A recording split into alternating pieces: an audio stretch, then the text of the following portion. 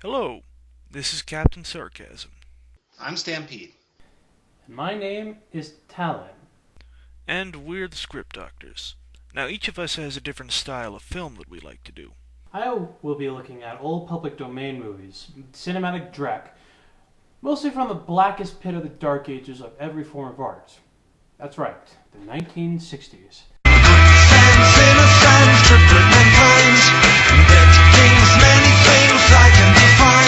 These are the kinds of no-budget B-movies where they came up with the title and the poster first and then sort of banged out a script over the weekend, so really, very little has changed. Which is why I'll be looking at the modern kind of movie shovelware. These are often made-for-TV or direct-to-video movies based on a cheap special effects gimmick, a former star, or some other film of actual quality. They're made by truly shameless organizations like Sci-Fi, The Asylum, and Thailand. And that brings us to me. Now see, I do bad adaptations and remakes, getting things that serve the legitimately good concept, and then completely fail to understand not only what made that concept good, but even the very concept of good. Now, some people say that adaptations don't hurt the original work. Mostly authors who are upset at the adaptation. But, you see, that's just not true at all. It's the same as slander. A bad adaptation is the same as calling somebody's mother a whore.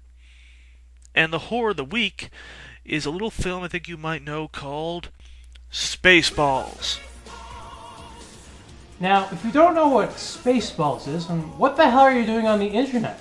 Half of what everybody talks about is this movie, and for good reason. Now, admittedly, it's not one of his best works. It's certainly one of his best loved. I mean, it took the sci-fi genre apart with a sledgehammer drop from orbit and then roasted the rest of it on an officially licensed flamethrower. But we're not here to talk about the movie. No, we're here to talk about the Spaceballs animated series. Wait. That actually exists? Oh, does it ever? It was canceled by G4, the network that ran 7 seasons of Cheat. Yeah, it's actually worse than a sellout cartoon of an awesome movie could possibly be. It's so awful it actually sucks worse than itself. It's like a Klein bottle, full of fail. No, not happening. I'm not going to. I'm just not. No. Oh, come on, it's Spaceballs. We are not letting Spaceballs go loudly and annoyingly into the night. We can't let them get away with this. How are you going to appreciate what's good if you don't know what's bad? Hey, I don't need to watch this to appreciate how good Spaceballs is. For that, I'll watch Tripping the Rift. I've been part of so many big bangs that if anything had actually started a universe, I'd know. We have to do it for our children and our children's children and probably everybody else after that. We'll be your best friends. This thing is dragging Spaceballs through the mud. It's like calling Canada a country full of pussies. Yeah! Wait, I'm Canadian. Exactly. Huh. According to Wikipedia, this show and Tripping the Rift both premiered on Canadian TV.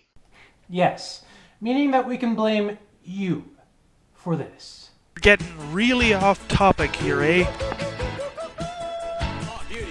And this isn't what the video's really about.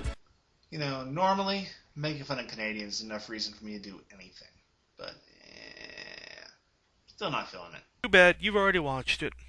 Wait, what? Would you be here making a review with us if you hadn't?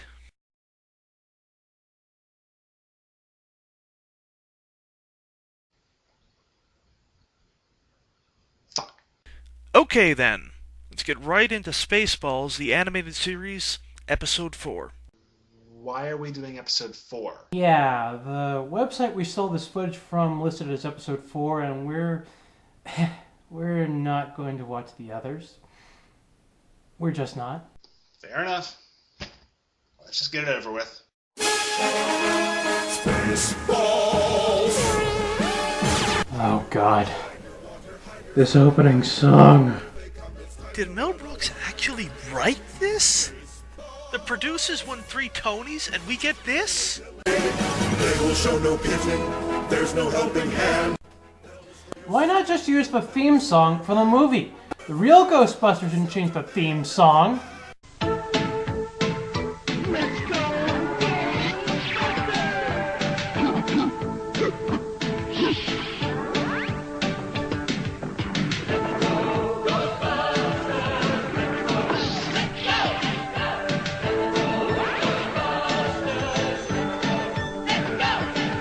And so the episode begins with a parody of that most classic of sci-fi cliches, a baseball game. Well, this isn't that bad. You're kidding, right? I mean, it's not Blazing Saddles, but it's not Young Frankenstein the musical either. What is it about sports that turns guys into animals? Tell me about it. Get a load of that orangutan. What? That's not an orangutan. That's a dinosaur. If you're gonna make an animal-based joke, at least use the right animal.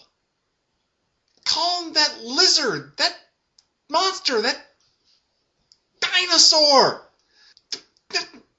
Orangutan? What? How far are we in? About a minute. My God. You know, this reminds me of that Bugs Bunny cartoon where he's playing a baseball game against the Gashouse Gorillas.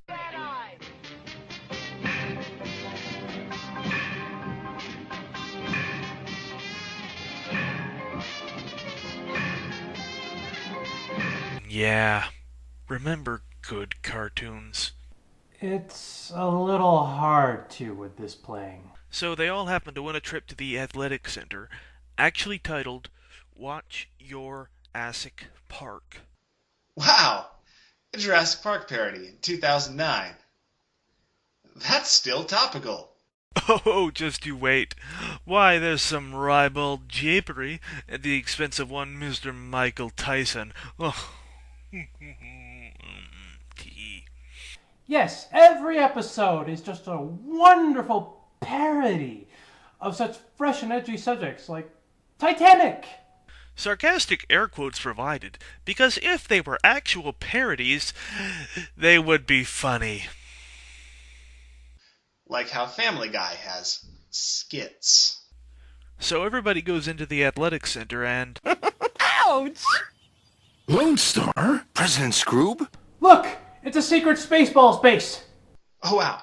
But it's all a plot to lure him there. It's part of some evil plan to finally destroy Lone Star once and... Random chance. They didn't even think that it might be a bad idea for Lone Star to be poking around.